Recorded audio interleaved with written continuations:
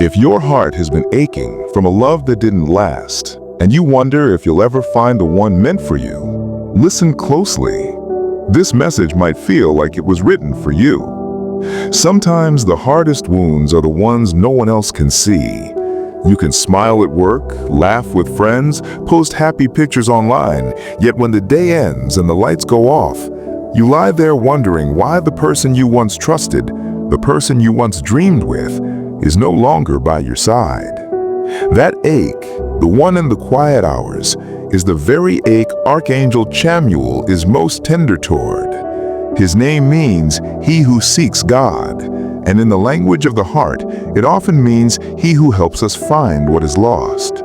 For centuries, believers have turned to him in moments of heartbreak, not because he waves a wand and erases memory, but because he brings a softness to the raw edges, a patience to the restless soul, and a subtle nudge that begins to open the window of hope again. Think of this moment as the beginning of a gentle conversation, you and I speaking across the screen, but together imagining that unseen presence in the room. Calm, warm, never pushing, always inviting. When we talk about angels in the Bible, they often show up in ordinary places, at a well, in a dream, by a riverbank. They bring light, yes, but more than that, they bring a sense that heaven notices. You may have thought heaven has been silent about your broken heart, but the very reason you're hearing these words right now could be that heaven has decided it's time for your heart to heal. Chamuel's way is not to scold you for past mistakes or to demand that you move on before you are ready.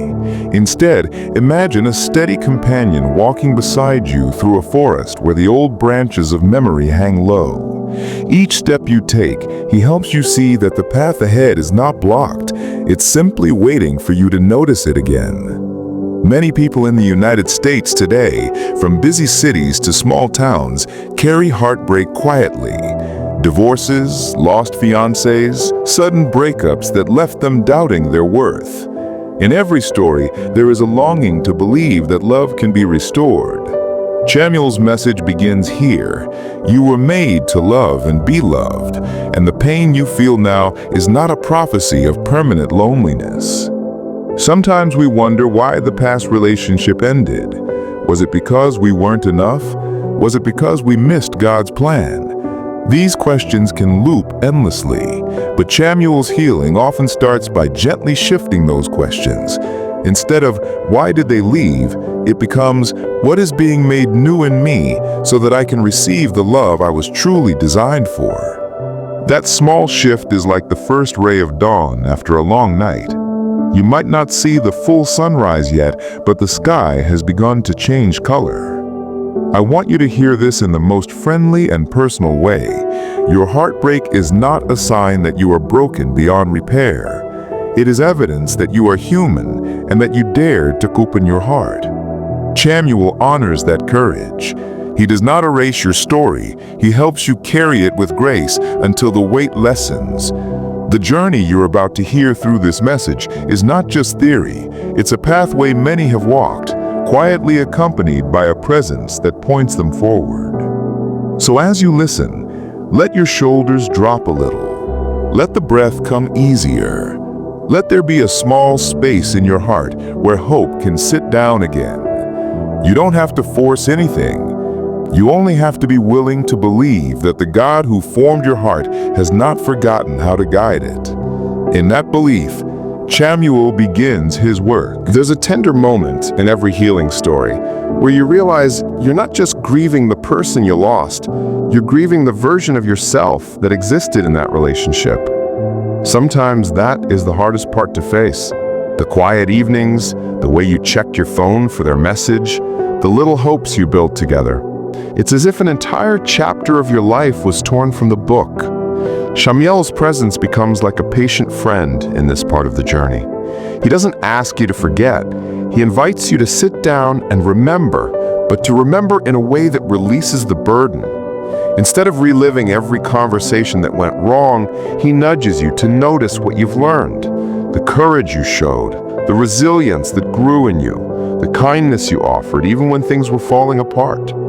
In the Bible, there's a line that says, God is close to the brokenhearted and saves those who are crushed in spirit. That closeness often feels like a gentle warmth just beneath the sorrow. For many who listen to messages like this across America, people sitting in apartments in New York or in quiet suburbs of Ohio or in the middle of farmland in Kansas, the moment of relief comes when they realize my story isn't over just because my heart was broken. Shamiel's work by opening space for honest tears. You don't have to perform for anyone here. The healing begins when you admit that you're still tender, and that's okay. That softness isn't weakness, it's the fertile soil where new hope can grow. If you've ever walked near a lake at dawn, you've seen how the surface is still, almost like glass. That's the kind of peace he begins to bring, first inside before anything changes outside. While the world often tells you to move on fast or get back out there, the angelic way is slower, more attentive. It prepares you instead of hurrying you. It makes sure that when love enters your life again, it meets a heart that is steadier, a heart that can love deeply without carrying the old weight. Imagine this as a season of learning to breathe again. The heartbreak is no longer the headline of your story, it becomes one chapter in a book that is still being written. That quiet shift from seeing yourself as a victim of loss to seeing yourself as a beloved soul being guided toward wholeness is where healing begins to root itself. There comes a point, usually after many evenings of thought and prayer, when you begin to sense a tiny spark of curiosity about the future. You wonder, what if someone out there is also praying for healing right now, someone I haven't met yet? Shamiel's role is often described as the angel who helps us find what we seek, especially love that aligns with divine purpose. Not the fleeting rush that fades after a few weeks, but the enduring companionship where respect, kindness, and faith grow side by side. In this part of the journey, the focus shifts from looking backward to leaning forward. Shamiel often whispers through quiet nudges, an idea to join a new activity, a sense of peace about reconnecting with a healthy friend group, a new willingness to trust. These nudges are gentle, they never force. One of the most freeing realizations is that your future partner's arrival isn't something you have to chase in anxiety.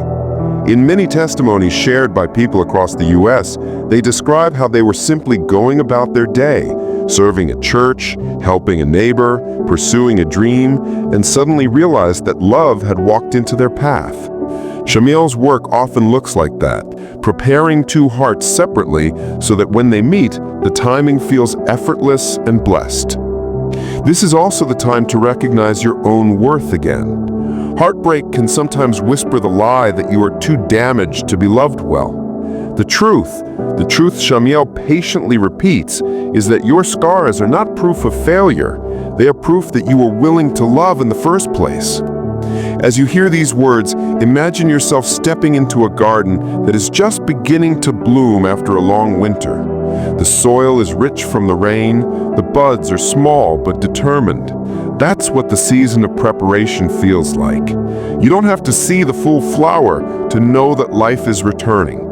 The Bible reminds us that perfect love drives out fear.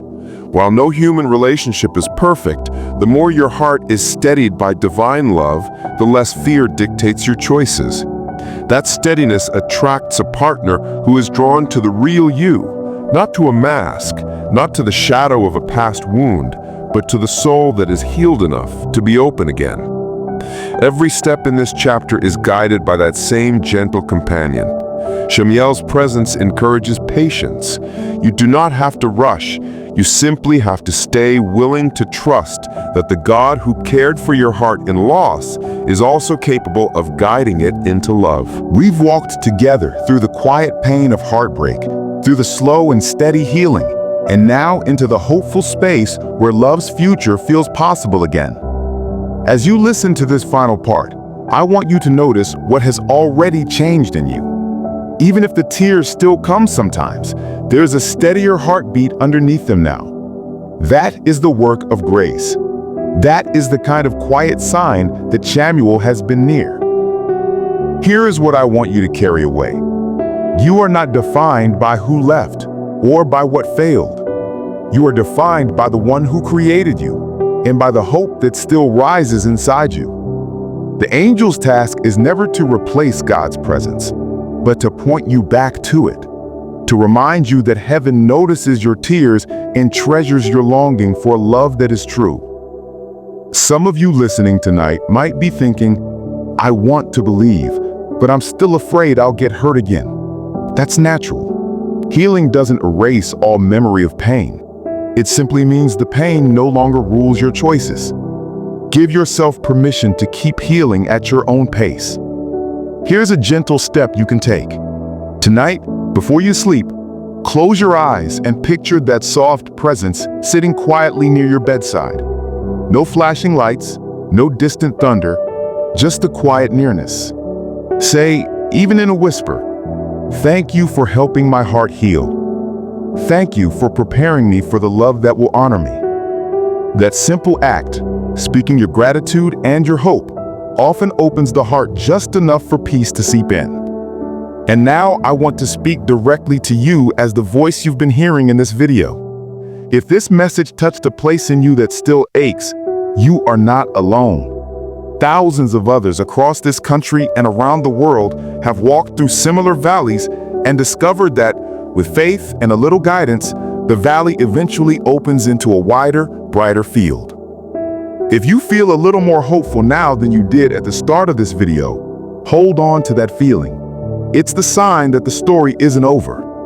As we come to the end, I invite you, gently but sincerely, to take one more step. Stay connected. Subscribe if you haven't, so that these weekly messages of hope and faith can keep meeting you in the middle of your journey. Share this message with someone you know who might be quietly carrying their own heartbreak. Sometimes the right words at the right time can lift another soul in ways you'll never fully see. Most importantly, let your heart rest tonight knowing that you are not forgotten, that the God who hears even the faintest prayer is guiding you, and that angels like Chamuel are part of that guiding work, not as distant myths, but as real messengers of peace and restoration. May your heart find its steady rhythm again. May your next chapter be written not in the language of loss, but in the language of hope and joy. If this message gave you even a spark of comfort, let it be your reminder tonight. You are seen, you are healing, and your story is still unfolding. Like, share, and stay with us as we keep walking this road together.